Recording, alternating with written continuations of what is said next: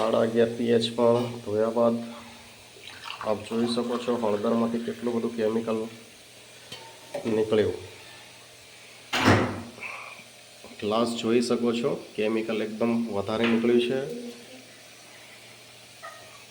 આમાં આપણે લીલું લસણને અલગથી ટામેટાને ધોઈ દો, એમાંથી પણ કેમિકલ જે નીકળ્યું છે આપ જોઈ શકો છો। હળદરને ધોયા પછી કેમિકલ જે નીકળ્યું છે એ ગ્લાસમાં ભરેલું છે, જોઈ શકો છો।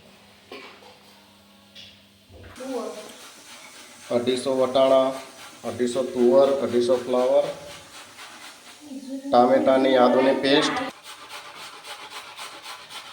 હળદરને છીણવાનું ચાલુ છે। છીણાઈ ગયા પછી આપણે એનો ઉપયોગમાં લઈશું। 500 ગ્રામ હળદરને આપણે છીણી લીધી છે। વટાણા, લીલું લસણ 250 છે, તુવેર, વટાણા બધી જ સબ્જી રેડી છે। 500 હળદર બનાવવા માટે આપણે 500 ઘી પણ જરૂર પડે છે, તો ઘીમાં આપણે હળદરને શેકી દઈશું।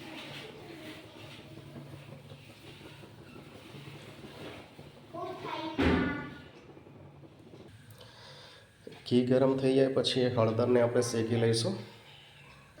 ઘી ગરમ થઈ ગયું છે, હળદરને આપણે એમાં ઘીમાં શેકવા માટે લઈ લઈશું।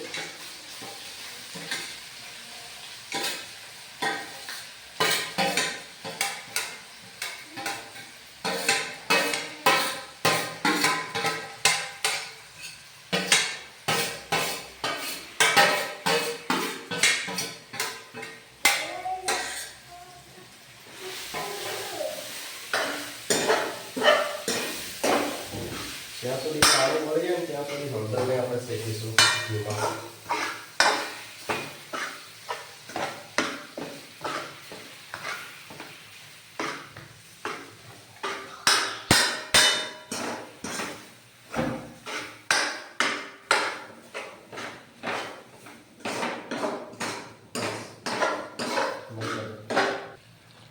હળદરમાંથી પાણી જ્યાં સુધી બળી ના જાય ત્યાં સુધી આપણે એને ઘીમાં શેકતા રહીશું।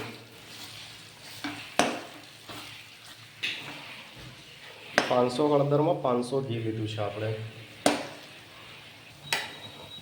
બરાબર ઘીમાં શેકાઈ ગઈ છે। હવે હળદરને આપણે નીકાળી લઈશું। હળદર શેકાઈ ગઈ, હવે બાકીની આપણે વટાણા, તુવેર સબ્જી છે એને આપણે શેકી લઈશું। લીલું લસણ લઈશું, ફ્લાવર, આ બધાને આપણે ઘીમાં વઘાર કરી દઈશું।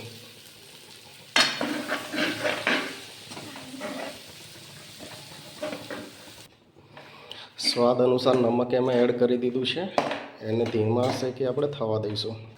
સબ્જી બરાબર ચડી ગઈ છે, હવે એમાં આપણે ટામેટાની આદુ લસણની પેસ્ટ એડ કરી દઈશું। પેસ્ટ એડ કર્યા બાદ આપણે એમાં દહીં પણ એડ કરી દઈશું।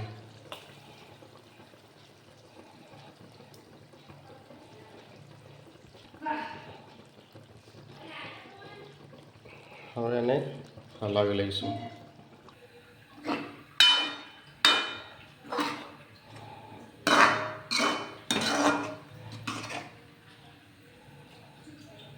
સબ્જી તૈયાર થઈ ગઈ છે, હવે આપણે એમાં શેકેલી હળદર એડ કરી દઈશું।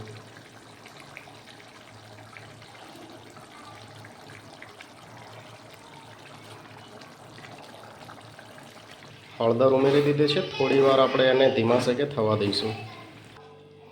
હળદર રેડી થઈ ગઈ છે, હવે આપણે એને ઉપર કોથમીરના પત્તા નાખીને એને ગાર્નિશ કરી લીધી છે। તો ચાલો મિત્રો, જેને પણ ખાવી હોય આવી જાઓ અને ટેસ્ટ કરીને કહો કેવી બની છે હળદર। Thank you.